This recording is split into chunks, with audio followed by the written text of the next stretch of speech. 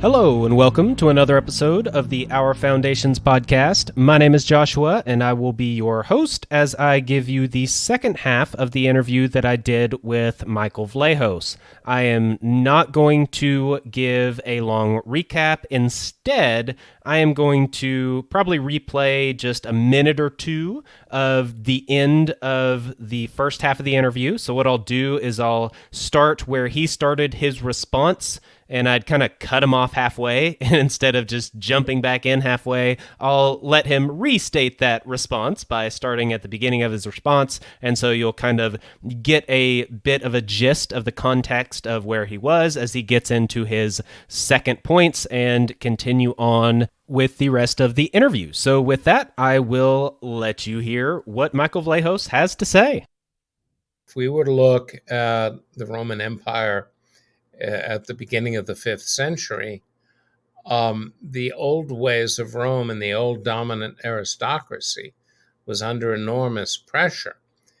And the new aristocracy, which was based on the church, which in the West was taking over only after, I would say 500. They were intent on creating a new structure of control. That wasn't possible for actually quite a while, a couple centuries. And during those centuries, people were actually unburdened by having an elite that was pushing them down. But the fact is, yes, and this was certainly true in the Eastern Empire, is that the old aristocracy was replaced by a new aristocracy of Christians who had created their own original version of what we now understand in contemporary terms as the Church of Woke. In other words, they created a new basis for hieratic priestly authority to say, hey, you have to do what we tell you to do. And this is, in effect, what happened to Rome. The Western Roman Empire didn't fall. It was replaced by a successor Western Empire of the Catholic Church, the Latin Church, with all of its power developing and growing century by century up until the 10th, 11th, and 12th centuries, where the Pope was like the replacement emperor. Well, what's happening today is that an elite that was faced, to be honest, it was faced with a complete revolt of the people, of populism. It might have called itself the Tea Party, but it was also equally to be represented in the whole Bernie thing, the whole Bernie Sanders revolt, which was ruthlessly put down by the Democratic Party twice. That all represents a desire of regular people to be free, to be liberated, and to have space for their lives. And the fact is that this 9+1 aristocracy has managed to create a successor religion in which they have the right and the authority to tell everyone else how to live, and also to separate and divide people. And this Church of Woke is literally no different in its approach to controlling society than the Latin Church was in the High Middle Ages from Rome. It is a ruthless, totalitarian vision that seeks to control people at the most intimate and granular level, and to create a society in which regular people, and I'm talking about the 90% of Americans who are being devalued and marginalized and reduced in their status constantly, are to be put in a situation of servile submission. And the 9 plus 1%, and let me just say for a second what that means. 1% are the archons, they are the dominating class. The 9% are effectively their servants. And essentially, the two are interdependent. And for the 9% to continue to live their happy suburban lives in marquee counties in the US, they are at the beck and call of the 1%. So you have an incredibly, we inhabit a society worse than that of France before the French Revolution. It is unimaginably tilted and inequitable. And what bothers me is the fate of the 90% and how they're being discarded and put into a position of submission and herd control. And in that sense, you are absolutely right. What happened in the longer term of history is that and let's just use the Western Roman Empire as an example, the pagan Roman Empire of the senatorial class, of the great latifundiae of the 3rd and 4th century, was very quickly replaced by a new aristocracy of the Latin Church. And that eventually, after a couple centuries, became a hierarchical power. If you were to look at Europe in the 12th or 13th century, of unbelievable tyranny, a totalitarian society where 90% of all people were serfs. They were slaves.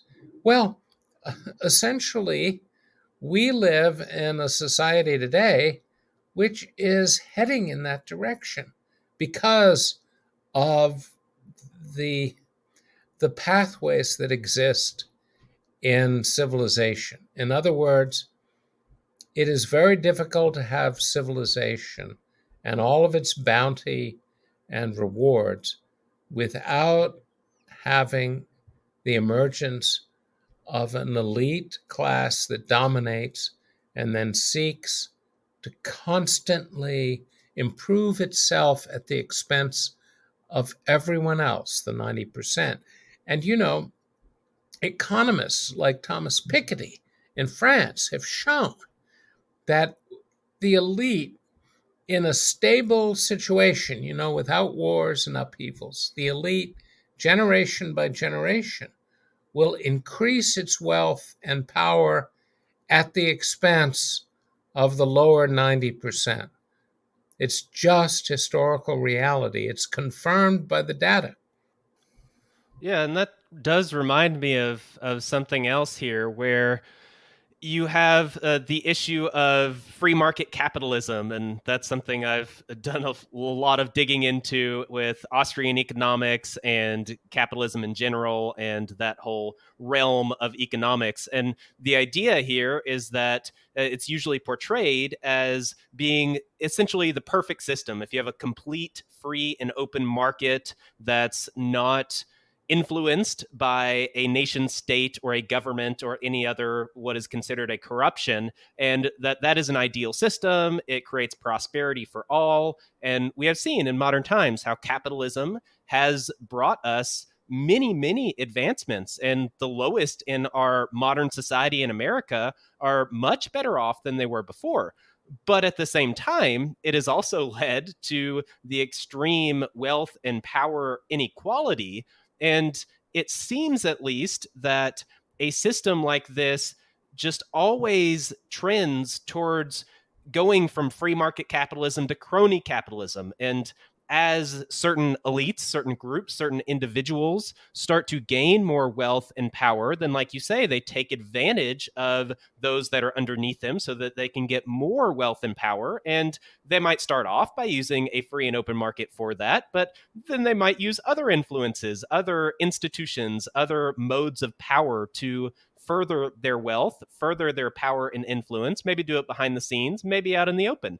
Kind of depends on the example. But the point is that I do see that trend towards then having a society where you have the 1%, you have the 9% around them, and then you have the 90% that have really been pushed down. And it's hard to see because in modern times, we don't consider ourselves serfs. We consider ourselves fairly well off, especially in America. Most of us have a cell phone and a TV and a house to live in and all these things. We have a car. Most people do.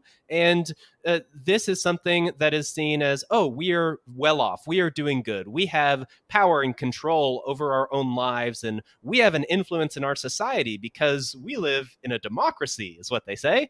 And I would just, I guess, argue that that seems to be a bit of a sham. And I think that recent events over the past few years are really highlighting that about how much of a sham all of these things really are. Oh, you think you have political influence, but let's see when you try to actually exercise that, even as a group, even as a majority group, it has been squashed. You mentioned Bernie Sanders, very good example, that it seemed that the majority of Democrat supporters were friendly towards the idea of Bernie Sanders being their candidate, and yet that got squashed. And you can look at many other examples in the recent past where this continues to play out. And so it seems like the reality is that even though we are materially fairly well off compared to previous times, we still essentially are just the serfs. We have our little territories of our own lives, our own families, our own homes, and even those are being infringed upon. And that's all we have. We can't really influence society in any great ways. If we try, you might get censored. You might have a conspiracy behind the scenes against you if you're a powerful or influential group. That's been shown to happen. You have corruption that exists in the corporate world as well as the governmental world. And all of these things seem to keep squashing these movements, these uprisings, this rise of the commoner. However, the commoner seems to continue to keep pushing, to keep rising, to keep coming. And I wonder if the Church of Woke is really going to be able to wrangle that in successfully and control that. I'm not quite sure if they can, because it seems as though, like you say, it's this new elite class, and it's basically going to be the same thing. They're going to have the power, they have the control, they have the wealth, and they're just using a different framework in order to manifest that on society.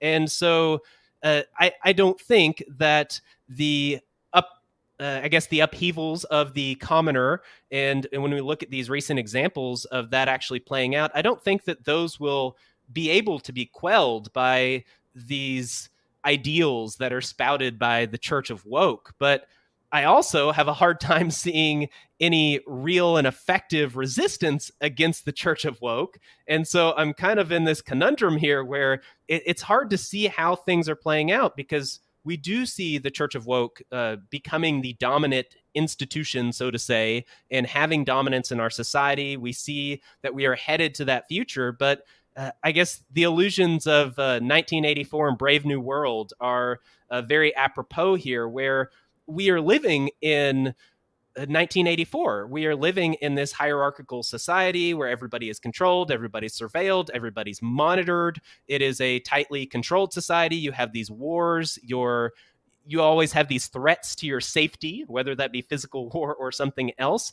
And the government is always the answer. The party is always the answer to give you your safety. You know, of course, you give up a little liberty and a little privacy and everything else. But that seems to be where we are. And the Church of Woke seems to be dangling this carrot in front of us of Brave New World. And the part about that scares me the most is that that actually is a carrot that people are wanting to go after. They see that as something good, something positive of, you'll own nothing, but you're going to love it because it's all about fulfilling any desires you have, whether that be sensually or in entertainment or whatever the case may be, having your voice heard online through social media. Everyone can be heard. Everyone can have influence on the world. And that's just not reality. That's not the way it actually plays out.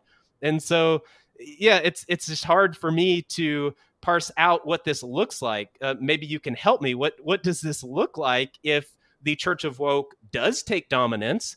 And or what does that look like if the commoner actually does subvert that and we have something, I guess, that you and I would probably say is a better result with the actual ending of this shift in our current society?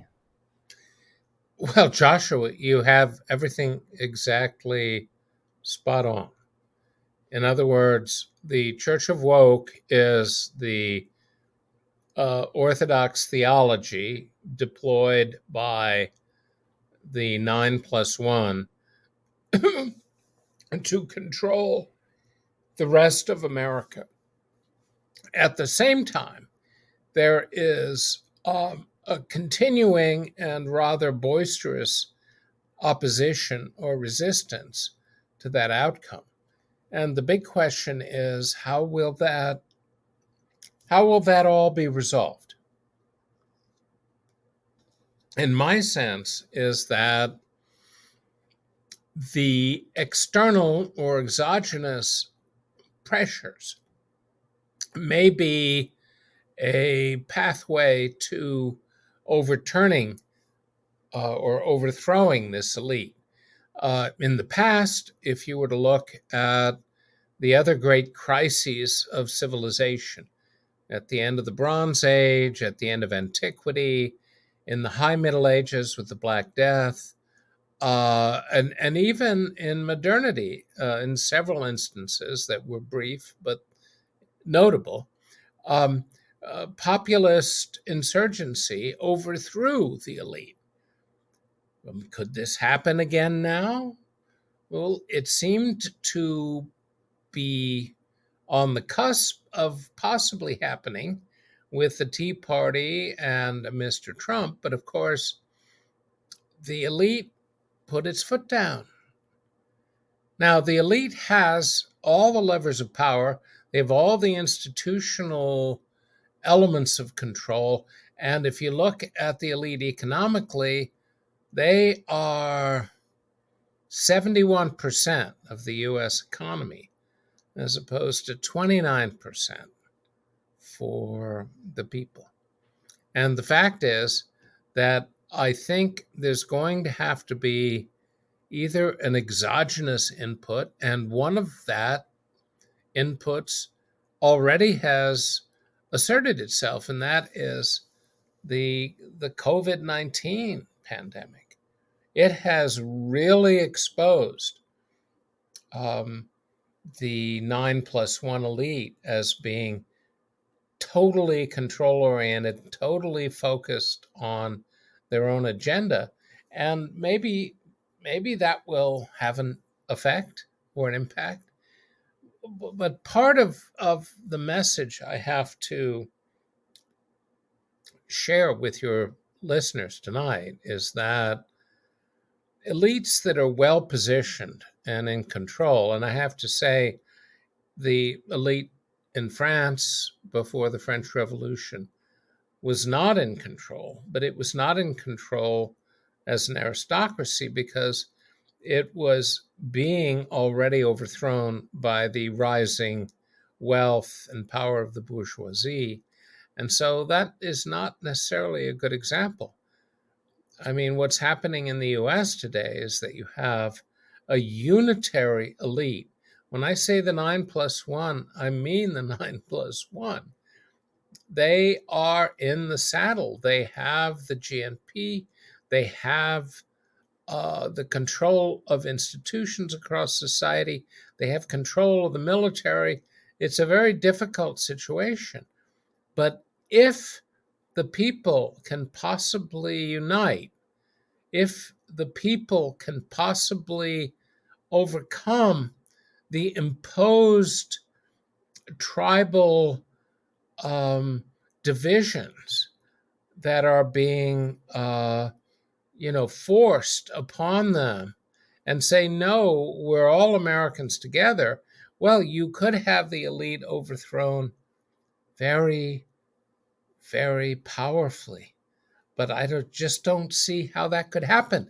And again, I think we need to get back to this leitmotif trope, this overarching concept that is, never talked about, but which must be addressed.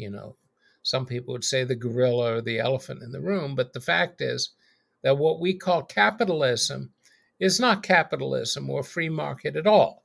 What it is a system of pushing massive consumerism and narcissism as a way to get regular people to give over their lives to the worst kind of consumer excess imaginable, to give over their money to things that don't matter. In other words, the society relatively long ago, I'm not sure exactly when, I don't think anyone knows, but give over its whole purpose for using people to spend all of their money on nothing and to create this elusive, empty vision of their own narcissism as a way to promote them to enter into that life of constant consumerism. And as a result, or maybe just in tandem with that system being so entrenched in our society today, there has been a correspondent steep decline in community, in family formation, even in fertility. I mean, people are so focused on themselves, so focused on consuming and imagining themselves as something so completely self-referent that there is almost no sense of a common shared community, common shared responsibility as we have to our family, to our community, and to our nation. The result has been the degradation of our society, so fractured, atomized, anomically subdivided, that it is the complete creature of the state. And the state will just suck it dry. And it's not just the state, of course, it's all of the corporate world in alliance with the state that would create a kind of livestock society that could be sucked dry. This is not anything like the nation that we began some 250 odd years ago. This is a simulacrum of a nation, and it is in deep decline.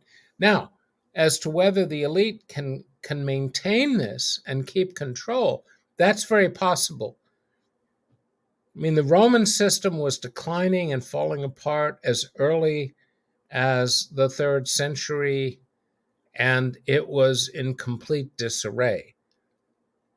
And then it pretty much collapsed in the West. It survived in the East because you had a new aristocracy based on Christianity. And then that was extended to the West. And then over time, you had a new totalitarianism by the High Middle Ages. And that set up the response called the Protestant Reformation after 1300, developing into a giant rebellion. And so you continue to have the rebellion of people who cannot stand the absolute dictatorship of the elite. But right now, today in America, there is no strong countervailing force against the elite. The elite is in total control in the United States. And how long they can maintain that, I do not know. But this is a major issue. And as an aside, I have to say that a stratified society that is beaten down and made servile and submissive by a dominant elite is not going to be an effective, strong, purposeful society. It's going to be a shell of itself.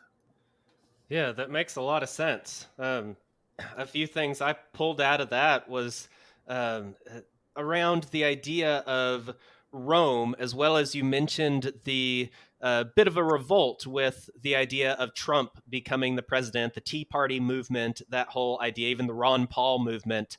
And to me, it seems as though that is going back to the idea of statism, of going back to the idea of the nation, or in Rome, of the empire. And when the new institution, the new cycle is starting, the new power elites are starting to take more and more dominance, it doesn't seem that historically we ever go back to the previous, in both of these examples, the statism that had been dominant prior, even if it's a different flavor of statism.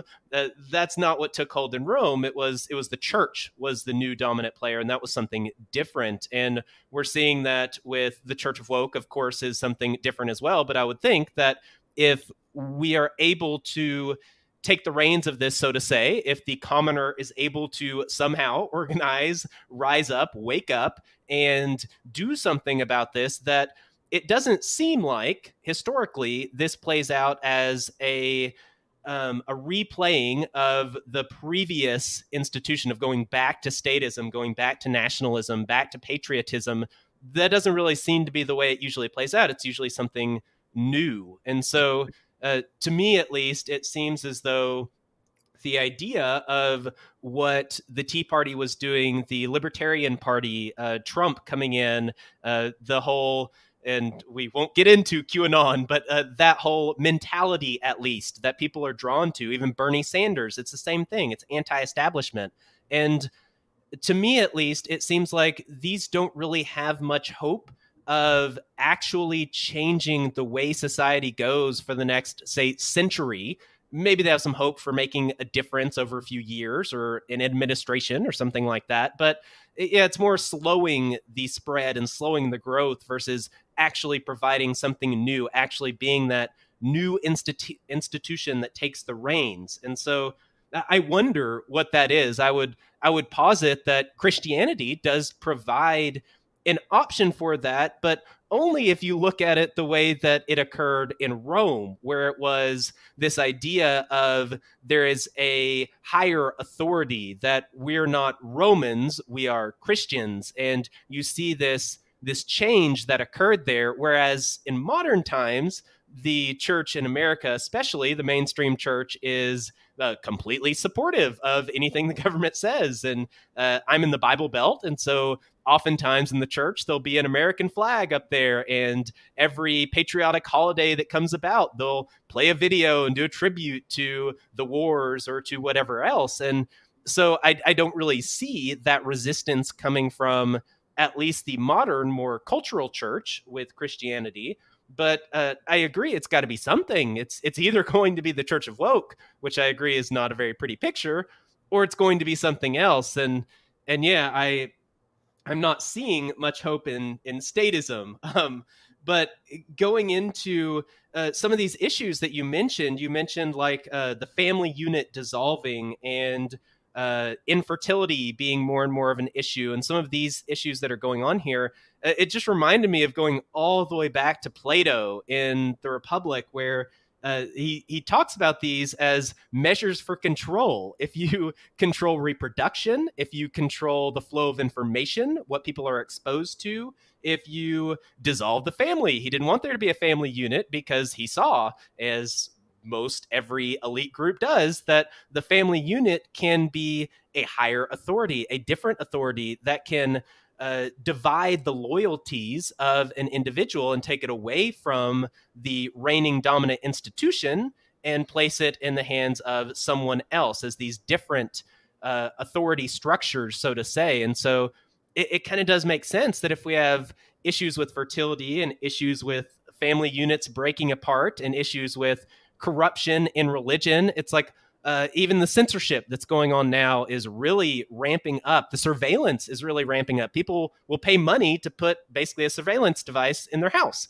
And so that is having some effects and could potentially have some major effects. But the thing here is that all of these issues that are happening, they really lend themselves towards a Brave New World society of the Church of Woke really being able to take and maintain dominance and really be able to halt a lot of these ground movements that we hope will come up at some point.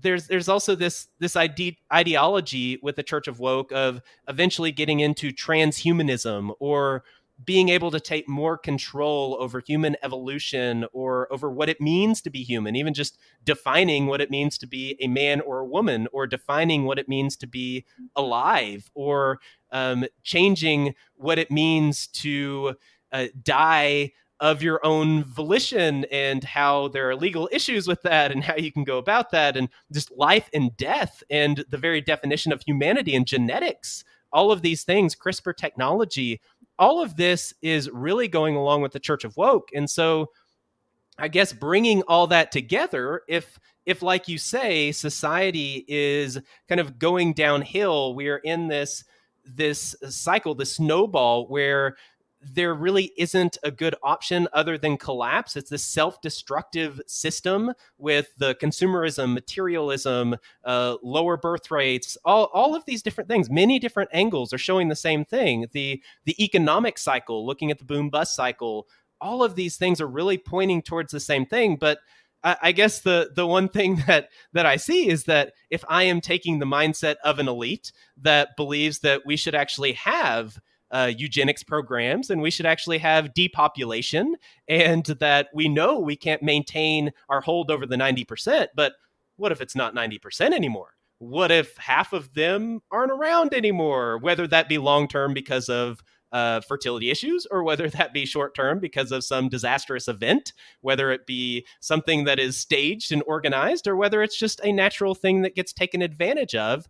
Either way, I see that on one hand, you're right. Like these different trends are ones that lead towards societal collapse, and they are promoting that, and they can't stop, because if they do, they die out. So they have to keep pursuing that. But on the other hand, that might not necessarily be bad for the elite class. Maybe if they are able to make that happen, encourage that, and take advantage, then maybe that gives them a better chance at being able to maintain control if they are having to control a smaller portion of the society.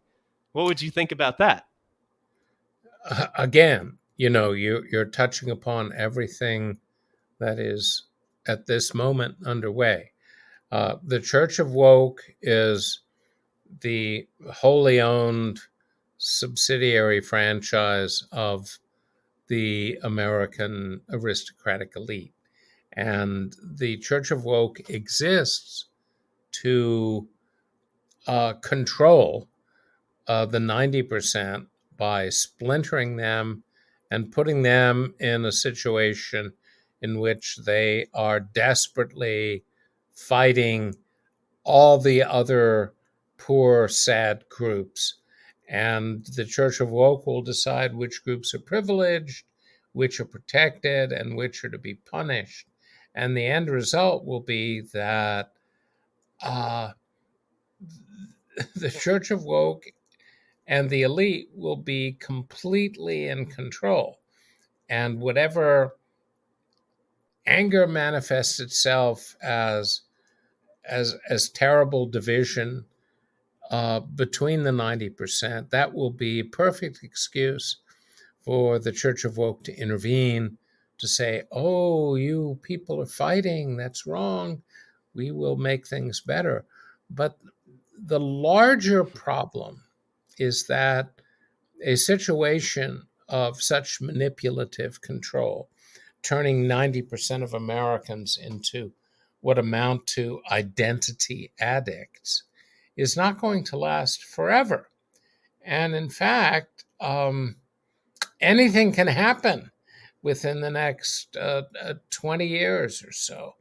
But even if the elite is able to dominate the entirety of America and to create a kind of controlled, brutal, if totalitarian system, which I'm sure they will in the next few years if they possibly can. The fact is that there are ways in which the society can resist and respond.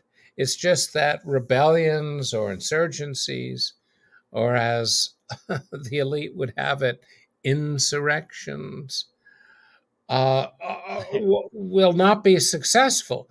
So that what you are likely to have over the coming period of time is an increasingly dominant tyranny imposed in the US that will make either Aldous Huxley or George Orwell or Alexander Solzhenitsyn look like babies. Yeah, definitely. That's actually just read the last one you alluded to a few weeks or maybe a few months ago. And yeah, I see all of those as having manifestations in our current world and definitely on our horizon as being the inevitable result of if the Church of Woke is able to continue their dominance, their control, increase that. And I would agree that that can't last forever because you end up having a generation rise up knowing that they don't want to be under the control of the elites anymore and realizing that they are under the control of the elites. And I think those are two different things where you have some people that have this mindset of, oh, trust the experts. They're the ones that know best. They are the ones that have your best regards in their mind, and that's what they want. They want the best for you, the greatest good for the greatest number kind of a thing, and we should trust them because of that. That's one attitude, but then the other attitude is not even seeing what the Church of Woke is, much less what they're doing, and thinking that, oh, I live in this free society and I have complete control over everything and my vote counts and all these things. And they take their confidence and solace in this, and so they don't even see it. But yeah, you can't, at least I do not believe it is possible to continue that indefinitely on an entire population, on the 90% for a long period of time, because eventually those cracks really become evident. Well, we can see the problems that will emerge. One of them is the celebrated sacred policies that the Church of Woke seeks to pursue, like the Green New Deal and other sorts of, quote unquote, transformative policies that would include reparations, aggressive reparations, and other ways of altering the society. The risk for blowback there is enormous. And the risk of, say, a Green New Deal doing to the nation what it's done to California, where the pursuit of green policies has raised energy prices 5 times for the low income. And they are in absolute distress. They can't afford homes, they can't afford even housing. and yet their energy bills have gone up enormously. If this were to happen over the whole country, that would create a giant rebellion. But also, I mean, there is the larger impact of a society moving toward slow collapse. The collapse of fertility is extremely serious. It will mean within a very short period of time that the U.S. is going to start losing people. I mean, unless it wants to keep in bringing people from elsewhere in the world, which it certainly can do. But it would mean a coming apart of our society, and the lack of family formation and the breakdown of socialization, which is in large part driven by the crazy disaggregation and anomic separation of people on their social networks, could lead to a society that simply is not functioning anymore, that is not getting together, it's not having families and marrying, it's not having children, but instead it's a society where people are encouraged to pursue the most short-sighted, narcissistic, death-embracing paths that we see the Democrats in wholehearted support of. And, you know, you cannot have a society that is focused on celebrating LGBT at the expense of its own survival. And yet that is what I see happening. So in spite of where the spirit of the age may be right now, I can see within the next 30 years or so a reckoning with all the consequences of this approach, and yet encouraging a narcissism among Americans is the best way to perpetuate anomie and selfish personal needs and all sorts of other agendas, and especially group desires, in such a way that it all helps to perpetuate elite control. And so what I see is an elite that is desperately committed and invested in maintaining elite control, even if it means that the society as a whole is moving toward a kind of collapse. This is unbelievable, and yet it is not unthinkable. In fact, it's what is happening right now. Yeah, yeah, and I think we're all seeing those signs, and it is waking up a lot of people, and that's something that's encouraging. And I'm sure you have been encouraged by hearing other people talk about these topics as well as I have, and having a lot of support from listeners who are again really resonating with these topics recently. And I see that there is a hunger for learning more about this, to see what's really going on, but what are some of those deeper meanings? What are some of those deeper trends? There seems to be a hunger for that in society, and that does appear to be a response to these issues that you're talking about, and this dominance of the Church of Woke, and these problems with society, the breakdown of traditional society. And like you say, this leads to its own destruction. There's really nothing you can do about that. Well, Well, yeah, go ahead.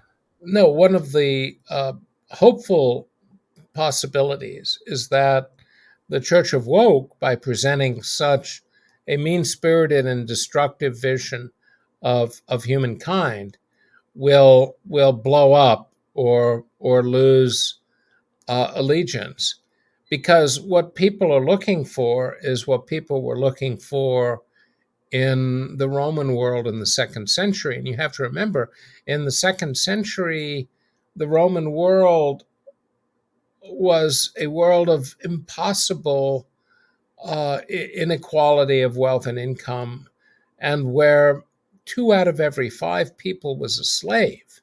It was a world of absolute bitterness, and lifespans were so terribly short in those days, in the 20s or 30s. And you can only, look at the wax encaustic portraits on sarcophagi in the Fayoum to see these beautiful Romans, Egyptian Romans, um, so young, so lovely, and dead at such an early age. And you must realize that people were desperate. They had no sense of hope or meaning or transcendence, and nothing in the Church of Woke offers transcendence.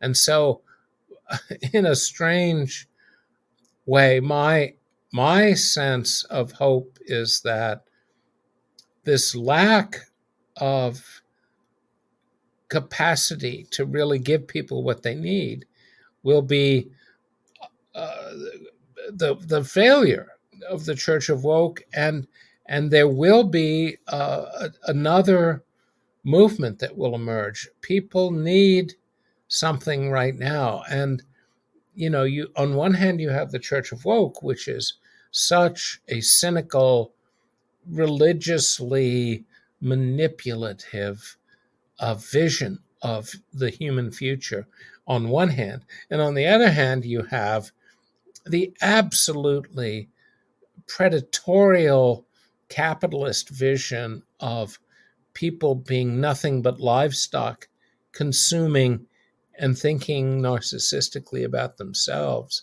and then dying. That's a terrible situation. People cannot survive in this sort of world.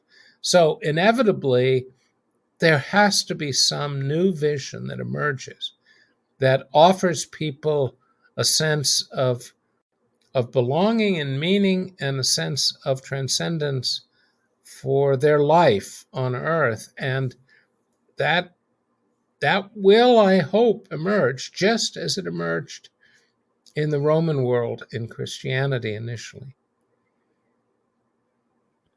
Yeah, yeah. The only caveat that I could think of, and it might sound far fetched, sci-fi, dystopian, but we're living in a dystopian world, so it shouldn't sound too far fetched. But the one thing that I could see the Church of Woke being able to pull off to get that aspect of transcendence and provide all the needs for people is if you make everything virtual.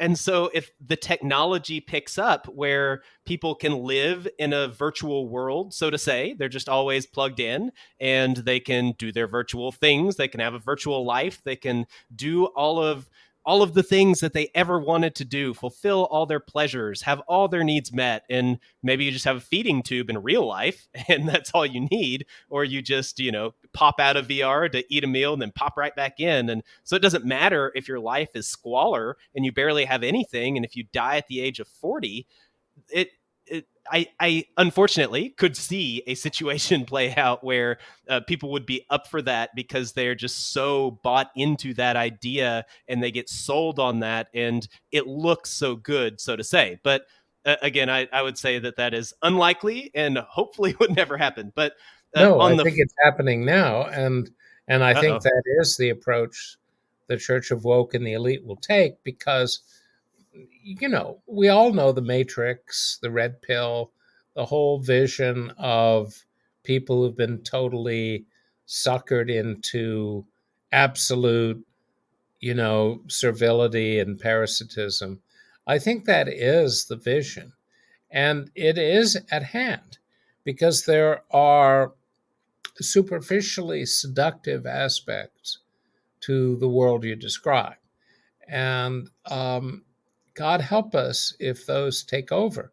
But I think, you can see this in the way that Church of Woke types have pursued the lockdowns during the pandemic is that they really want people to feel that their lives are essentially locked down, and therefore that they move inevitably toward the virtual life.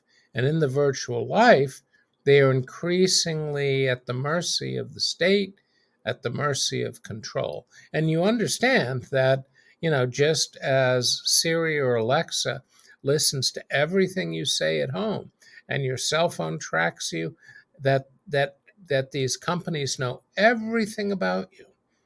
That is going to be a way for the political powers that are the archons of the Church of Woke, for them to control you in the most granular way. So I do think that's the path. That is exactly where we are headed right now. Okay, so I guess the perfect way to kind of tie all this together and wrap it up would be that if we have provided this picture of where we are headed, all of the issues that are going on, the dire circumstances we are in, the fact that we are in this crisis period, a transition period, that change is coming, and that a lot of this is not going to be pretty. So we've painted that picture, but on the flip side, you've also provided this hope that inevitably a system like this that performs this way with these types of ideals, people won't go along with that indefinitely because it's basically anti-life as far as we know it. The fullness of life doesn't exist in this. And so with that inevitable change of the guard, and hopefully that is a good one coming up, what would you say to people to give them some advice or some direction on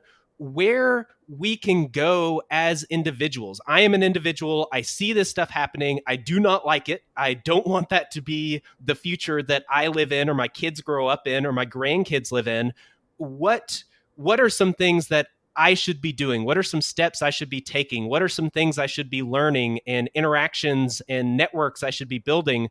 What would you recommend to the individual that does see this and wants to provide some sort of resistance, but doesn't really know where to start?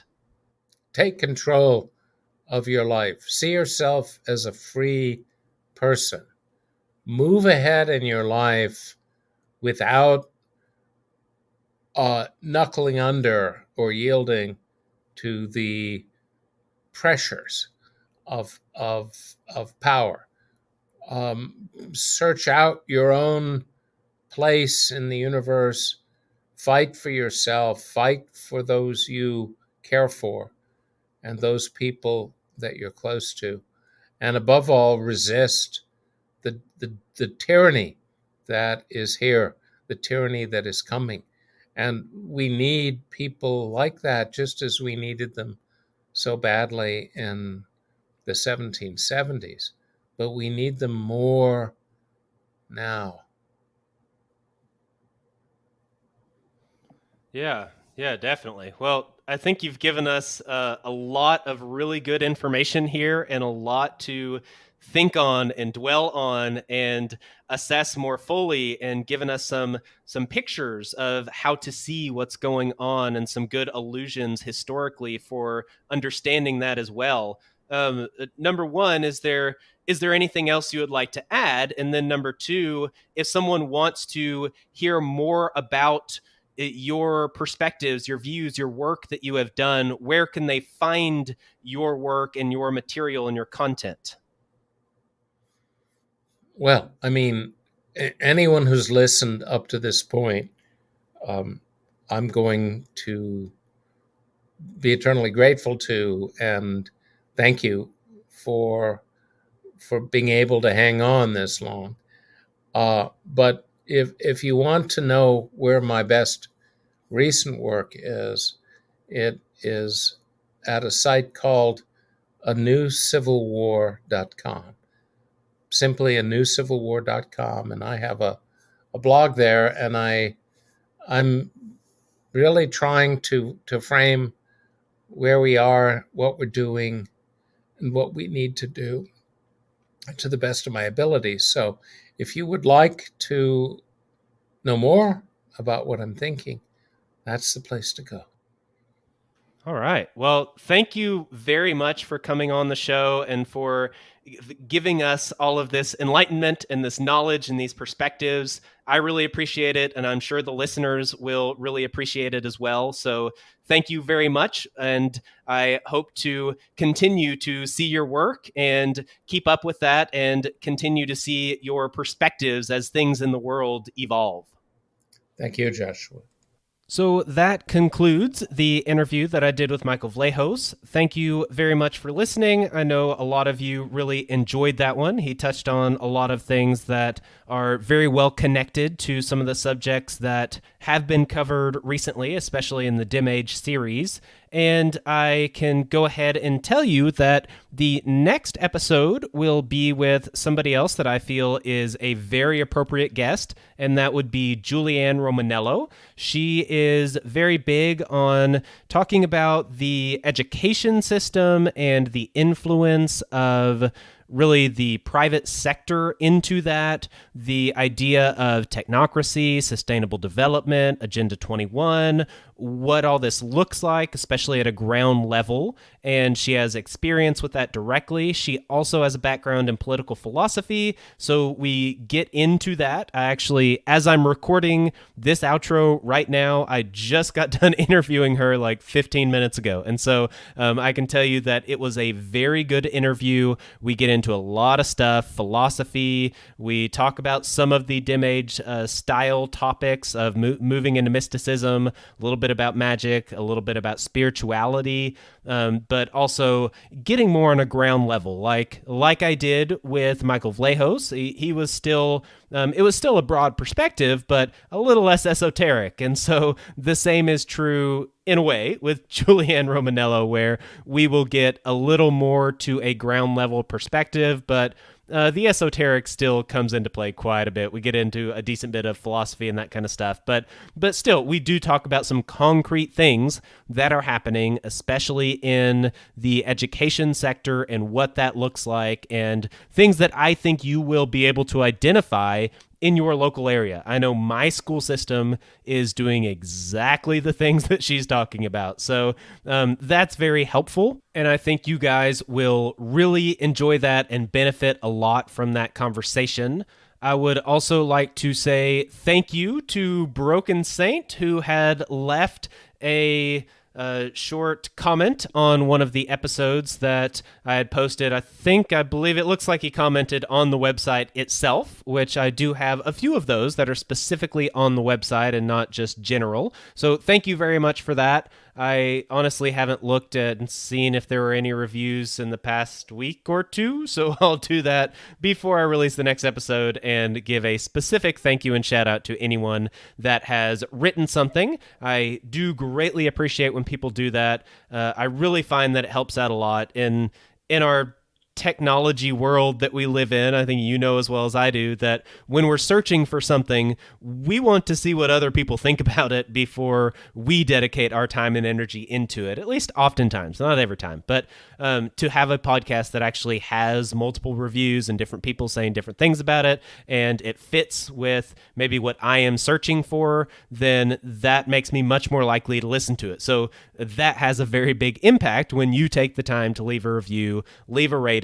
So thank you very much. I really do appreciate that very much. Please let me know if you have any random commentary or anything else to say or any questions, or you're looking for any sources on anything that has been mentioned. I would love to get you connected with that or answer your questions or address whatever it is that you have. So feel free. Email's usually the best way, ourfoundations@protonmail.com. Feel free to reach out. I would love to hear from you.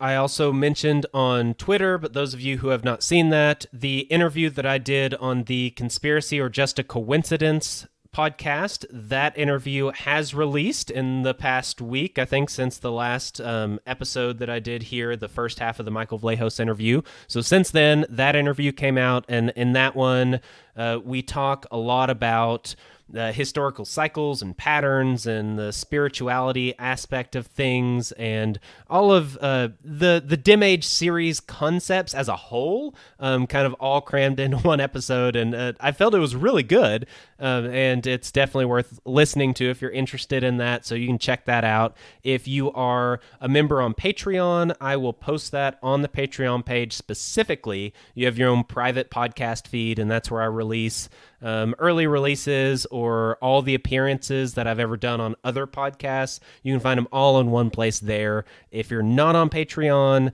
then, or Subscribestar as well, and I'll comment on that here in just a second. But if you're not supporting directly that way, you can still go to the website, and from the website, there's a tab, if you do the drop-down menu on the left, for I'm assuming it says appearances. No, now that I think about it, I really don't know what it says, but it should be pretty obvious. There is a tab and something you can click on that will show all the appearances I've done and what podcasts those were on. And I believe I linked each one of those as well. If not, you can easily search it. So you can get that if you are interested in more episodes and more content of things that I've discussed. And for Subscribestar, I do have my very first Subscribestar member. So I do want to say thank you very much. That is extremely cool. I didn't have anybody, obviously, and having one person is something that I am very happy about. So thank you very much, Tim. I greatly appreciate that. I've reached out to you, and if you want to pose a question, a topic, anything like that, that's a perk that you get for supporting the show financially. So feel free to send me your comment, your question, your topic, your anything, and I will address that in some form or fashion on the show. If anybody else is interested in joining Subscribestar, please do so. A lot of people like that more than Patreon for various reasons that we won't get into.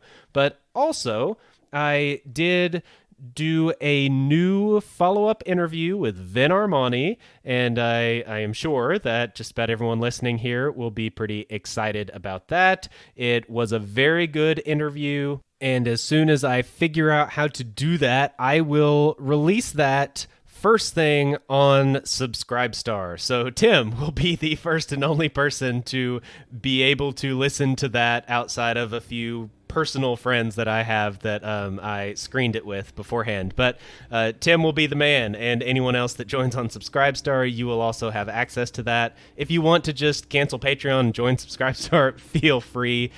Personally, I don't really care, but a lot of people aren't very fond of Patreon for censorship and other things, but I will also put that up early on Patreon, so you don't have to rush over. I just want to give a special perk and incentive for the new platform that seems to be handling things a little better than Patreon does. But the problem is that there is a limit to the size of file that I can upload on Subscribestar, and that interview is too large. So I'll somehow have to break that up and then release it in sections, but I'll post that on there. So it'll get posted at some point in the next few weeks on Subscribestar first.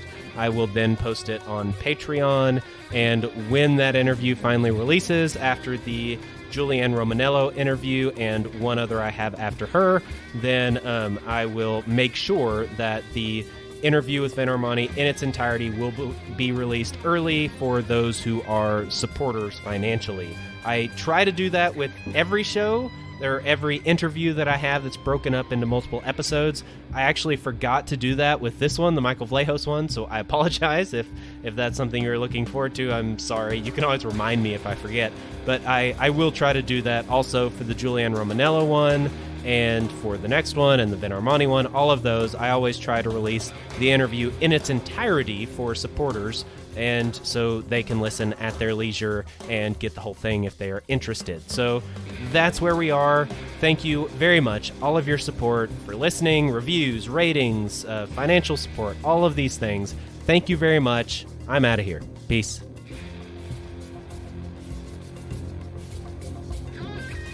This has been another episode of Our Foundations podcast. Thank you for listening. Goodbye. Yeah, thank you. Goodbye.